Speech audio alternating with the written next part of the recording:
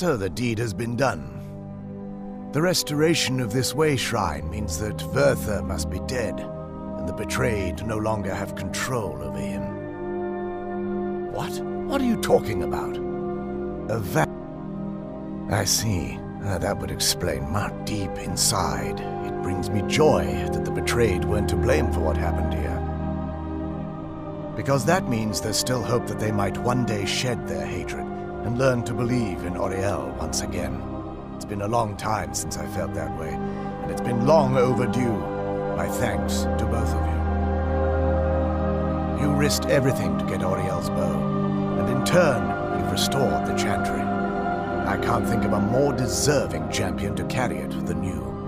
If you wish to learn more about the bow, or obtain sun-hallowed arrows for it, I'd be more than happy to help.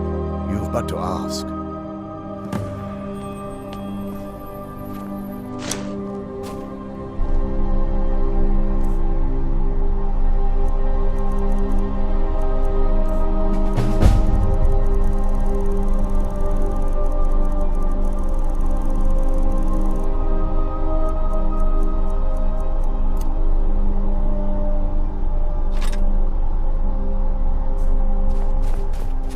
If there's assistance I can provide, even with Verther gone and the inner sanctum destroyed, my duty as a Knight Paladin of Auriel remains.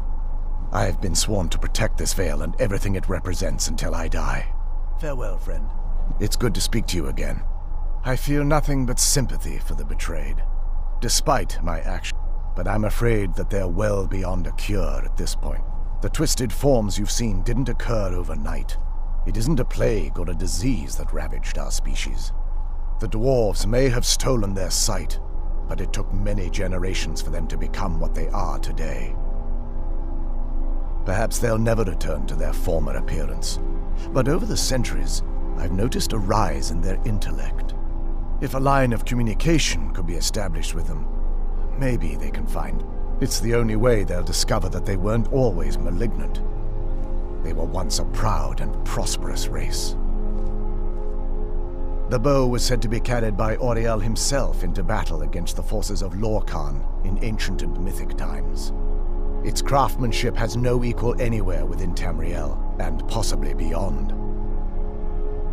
The bow draws its power from Aetherius itself, channeling it through the sun. Therefore, when an arrow is loosed from the bow, it produces a magical effect very similar to being burned by fire. That's actually only With sun-hallowed arrows, you would be able to produce a much more spectacular effect, causing bursts of sunlight to envelop your... The sunbursts would certainly hurt anything, but is especially devastating to the undead. Well, using an arrow with the bow that's been dipped in blood may cause it to function differently, corrupting its purpose. That's, of course, if you're foolish enough to try it. While it would fill me with joy to see the Chantry back to its former glory, that time has long since passed. Now that my brother's dead, it's quite possible I'm the last of our kind. There's no need for that kind of talk.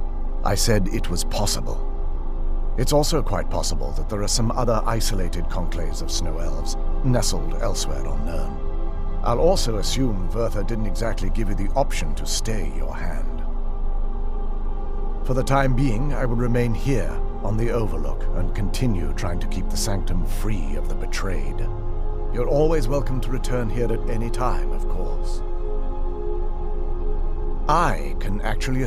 If you were to bring me some good quality elven arrows, I could imbue them with the proper incantations and rituals. Absolutely. I can only do 20 at a time, so if you want the rest of your arrows blessed, let me know. Absolutely. I can only do 20 at a time, so... Absolutely. I can only do 20 at a time, so if you want the rest of your arrows blessed, let me know. Not as shiny as I was expecting. Still, it's beautiful. Well, before we spoke to my mother in the Soul Cairn, I would have said we bring the bow to my father.